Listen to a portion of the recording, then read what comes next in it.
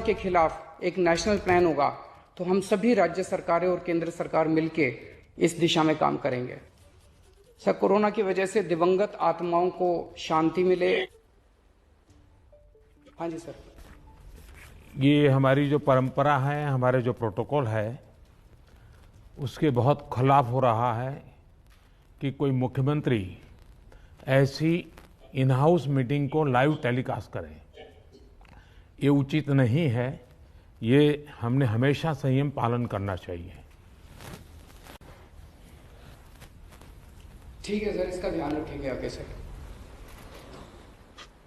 Sir, मैं सभी आत्माओं को शांति मिले जिन जिन लोगों का इस दौरान कोरोना की वजह से जिनका देहांत हो गया, और उनके परिवारों को दुख सहने की शक्ति दे।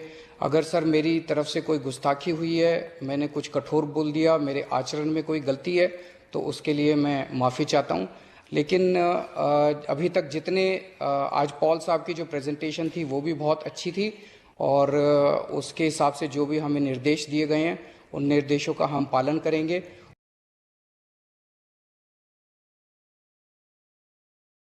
मेरा विश्वास है देश में अगर कोरोना के खिलाफ एक नेशनल प्लान होगा तो हम सभी राज्य सरकारें और केंद्र सरकार मिलके इस दिशा में काम करेंगे।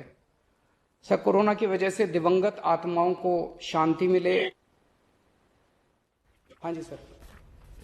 ये हमारी जो परंपरा है, हमारे जो प्रोटोकॉल है, उसके बहुत खिलाफ हो रहा है कि कोई मुख्यमंत्री ऐसी इन हाउस मीटिंग को लाइव टेलीकास्ट करें। ये उचित नहीं है। ये हमने हमेशा संयम पालन करना चाहिए। ठीक है सर, इसका ध्यान रखेंगे आगे सर। सर, मैं सभी आत्माओं को शांति मिले जिन जिन लोगों का इस दौरान कोरोना की वजह से जिनका देहांत हो गया, और उनके परिवारों को दुख सहने की शक्ति दे। अगर सर मेरी तरफ से कोई गुस्ताखी हुई है, मैंने कुछ कठोर बोल दिया, मेरे आचरण में कोई गलती है, तो उसके लिए मैं माफ़ी चाहता हूं। लेकिन अभी तक जितने आज पॉल साहब की जो प्रेजेंटेशन थी वो भी बहुत अच्छी थी, और उसके हिसाब से जो भी हमें निर्देश दिए गए हैं उन निर्देशों का हम पालन करेंगे। और आपने सुना दिल्ली के मुख्यमंत्री अरविंद केजरीवाल से जब प्रधानमंत्री ने कहा कि प्रोटोकॉल का पालन होना चाहिए, इस तरह की बैठक का लाइव प्रसारण नहीं होना चाहिए, उन्होंने माफी मांगी। और हमारे साथ हमारे सहयोगी नीरज पांडे भी जुड़ेंगे। तो बयान के लाइव प्रसारण को लेकर जिस तरीके की नाराजगी प्रधानमंत्री के द्वारा जताई गई, जिस तरीके की बात कही गई, उसके बाद कि अरविंद केजरीवाल दिल्ली के मुख्यमंत्री, उन्होंने माफी मांगी। नीरज पांडे हमारे सहयोगी ज्यादा जानकारी लेकर जुड़ रहे हैं। देखिए नीरज, गलती तो हुई है अरविंद केजरीवाल से और अब माफी मांग लिए, तो मुझे लगता है मामला सुलट गया है। देखिए, मामला सुलट नहीं गया है शोभना। इसे देखिए आप, इसे इस रूप में लीजिए। मैंने पहले ही कहा कि 2020 से लेके अब तक ऐसी बहुत सारी बैठकें हो चुकी हैं, लेकिन ये पहली बार ऐसा हुआ है कि किसी मुख्यमंत्री ने किसी इस पूरी बातचीत को, जो इंटरनल बातचीत होती है वीसी के जरिए, सारी कॉन्फिडेंशियल बातचीत होती है, उसका लाइव प्रसारण हुआ है। ये पहली बार ऐसा हुआ है। इससे पहले कभी नहीं देखा गया। प्रधानमंत्री और गृह मंत्री भी बात करते थे, रखते थे, उनके अधिकारी भी बात रखते थे, स्वास्थ्य मंत्री, लेकिन कभी भी अंदर के कन्वर्सेशन सामने नहीं आए थे। ये पहली बार ऐसा हुआ कि जब उनको ये किसी मुख्यमंत्री की जो बातचीत है, इस मीटिंग के दौरान की बातचीत है, वो सार्वजनिक की गई है, वो बाहर आई है। फोटो वगैरह तक तो आती थी, हम लोगों ने बहुत सारे उसमें मामलों में देखे कि फ़ोटो सामने आ रही है, वीडियो कॉन्फ्रेंसिंग में सारे विंडोज़ कटे हुए हैं, वो फ़ोटो आ जाती थी सामने, लेकिन ऐसी कन्वर्सेशन कभी सामने नहीं आई। तो निश्चित रूप में माफ़ी उन्होंने मांग ली। प्रधानमंत्री नरेंद्र मोदी को बीच में ही इंटरवीन करना पड़ा और कहा कि ये प्रोटोकॉल के खिलाफ है, इसे नहीं करना चाहिए इसका। लेकिन अभी ये मामला इतना आसानी से शांत हो जाएगा, ये थोड़ा अभी समय है, इसको समझना पड़ेगा, क्योंकि ये एक बहुत ही गंभीर मुद्दा है कि संघीय ढांचे में प्रधानमंत्री और मुख्यमंत्री जब कोई बात कर रहे हों और उस बात को इस तरह की सार्वजनिक रूप से किया जाए, ये एक गंभीर मुद्दा है। जी शोभना। बिल्कुल नीरज पांडे, और जिस तरीके से प्रधानमंत्री ने टोका भी, जो हमने सुना अभी बीच में, प्रधानमंत्री ने टोका कि ये ठीक नहीं है, और ये जाहिर सी बात है, ये सुबह से हम इस बात पर चर्चा भी कर रहे हैं नीरज पांडे, एक प्रोटोकॉल होती है, हर चीज का एक डेकोरम होता है। इस तरह से किसी भी संवैधानिक पद पे बैठा हुआ कोई भी व्यक्ति इस डेकोरम को नहीं तोड़ सकता। ये बात सच है, ये बाध्यता है आपकी उस पद की।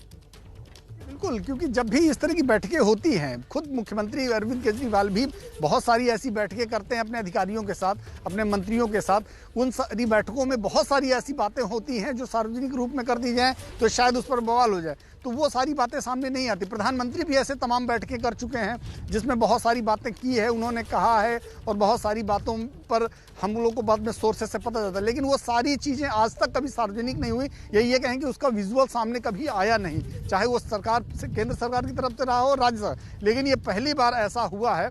तो इसमें मुझे लगता है कि सार्वजनिक रूप से उन्होंने उस बैठक के अंदर माफ़ी मांगी, लेकिन चूंकि उनका वीडियो तो पहले ही चल चुका था, ANI के जरिए सारे चैनलों में टेलीकास्ट हो चुका था, तो उस मंच से अभी भी, चाहे वो ट्विटर हैंडल के जरिए हो या कोई ऐसा वीडियो जारी करके, अभी भी अरविंद केजरीवाल की तरफ से कोई भी कन्वर्सेशन सामने नहीं आया। ये वीडियो ज़रूर अंदर से सामने बाहर आया है कि उस दौरान प्रधानमंत्री ने इंटरवीन किया, प्रधानमंत्री ने रोका, प्रधानमंत्री ने उनको मना किया कि आप ऐसा नहीं बोल सकते, और बाद में उन्होंने माफ़ी मांगी।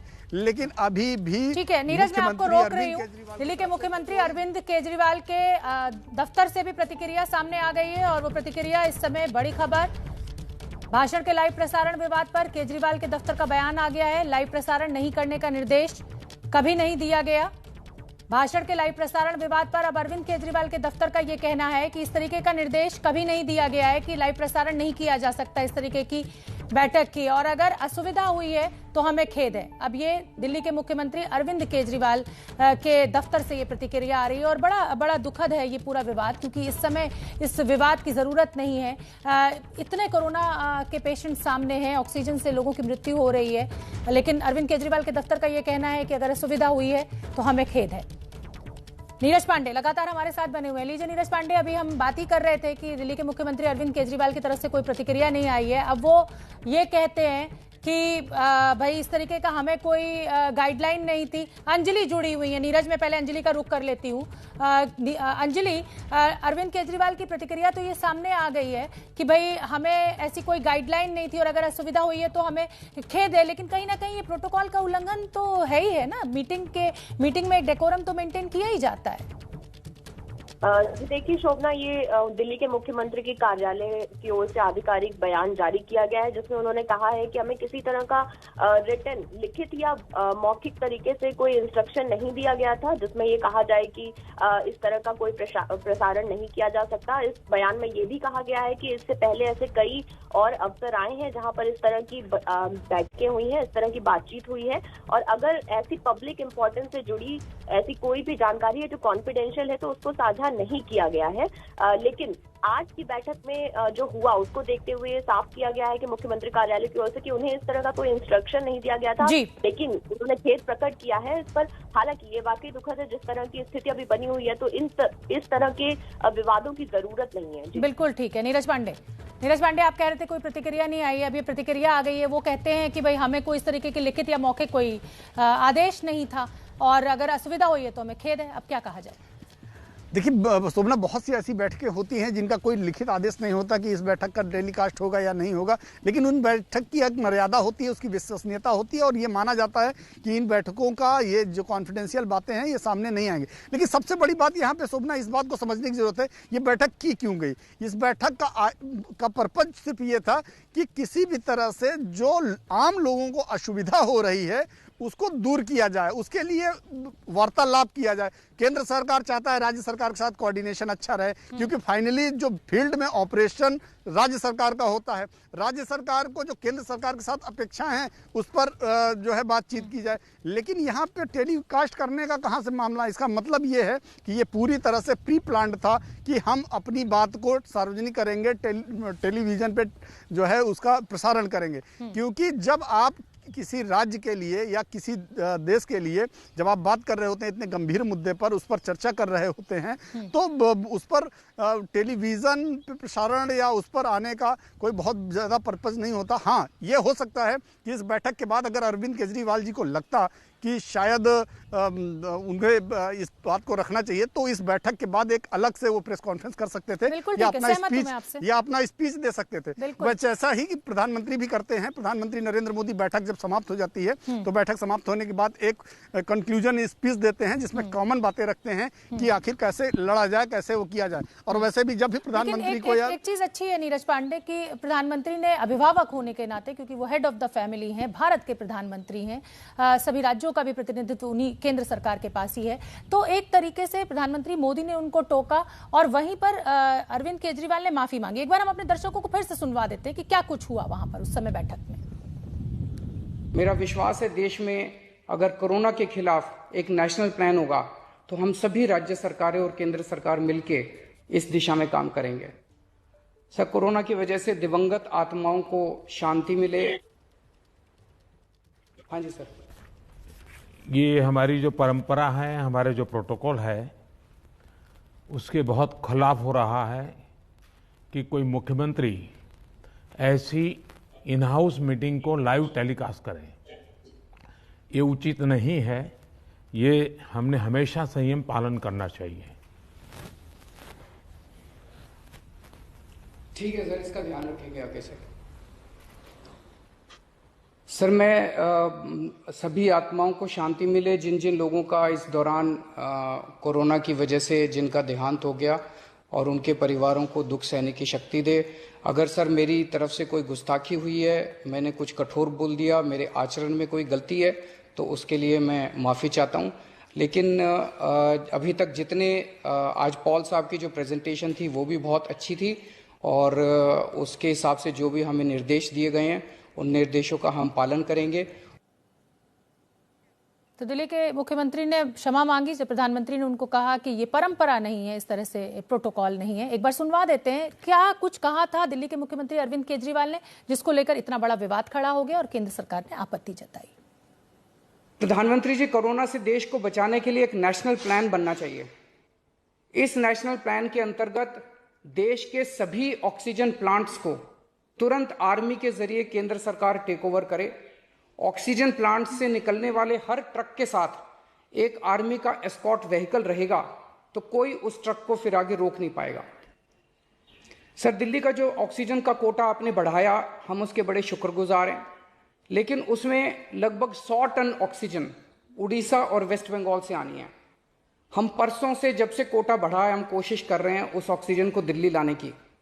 मेरा आपसे निवेदन है कि यहाँ से ऑक्सीजन अगर हो सके तो हमें हवाई जहाज से उपलब्ध करवाई जाए, और नहीं तो जैसा अभी बताया गया, आपका आइडिया है ऑक्सीजन एक्सप्रेस शुरू करने का, वो ऑक्सीजन एक्सप्रेस शुरू करके वेस्ट बंगाल और उड़ीसा से हमें ऑक्सीजन दिलवाई जाए। प्रधानमंत्री जी, हमारे देश के वैज्ञानिकों ने इतने कम समय में जो वैक्सीन बनाई है, इसके लिए हमारे वैज्ञानिक साधुवाद के पात्र हैं। आपने इसमें जो प्रयास किए, आपका बहुत बहुत शुक्रिया। अब हम सब लोगों को मिलकर कम से कम समय में अपने नागरिकों को ये वैक्सीन लगवानी चाहिए। इसमें केंद्र और राज्य सभी सरकारों को हमको मिलकर काम करना है। अभी सर केंद्र सरकार ने आदेश जारी किए हैं कि 1 मई से राज्य सरकारें सीधे कोरोना वैक्सीन खरीद सकती हैं। इसके बाद एक वैक्सीन की कंपनी ने अपने रेट जारी किए हैं कि वो केंद्र सरकार को 150 रुपए में और राज्य सरकारों को 400 रुपए में देंगे। सर, एक ही देश में एक ही सामान के 2 रेट कैसे हो सकते हैं? 1 नेशन 1 रेट होना चाहिए। सारे देश को एक ही दाम पे वैक्सीन मिलनी चाहिए। अगर देश एक है तो वैक्सीन का दाम भी तो एक ही होना चाहिए। तो मैं आपसे निवेदन करता हूं कि केंद्र सरकार को, राज्य सरकारों को एक ही रेट पे वैक्सीन मिले। जिस रेट पे केंद्र सरकार को वैक्सीन मिल रही है, उसी रेट पे राज्य सरकारों को भी वैक्सीन मिलनी चाहिए। तो ये दिल्ली के मुख्यमंत्री की वो बातें हैं जो बैठक के दौरान रखी गई और इसी पर आपत्ति दर्ज कराई गई केंद्र सरकार के द्वारा कि इस तरह से एक बैठक का प्रोटोकॉल होता है, आपने इन बातों को लाइव प्रसारित कैसे किया। छोटे से ब्रेक के लिए यहां रुकेंगे। अपना बहुत ध्यान रखिए, मास्क जरूर लगाइए। खबर दिन भर associated by Leeford Healthcare Limited, जिसको आपके विश्वास ने बनाया है देश की सर्वश्रेष्ठ pharmaceutical company. Care Health Insurance से 25 लाख का हेल्थ इंश्योरेंस केवल 558 रुपीज पर मंथ पे लीजिए।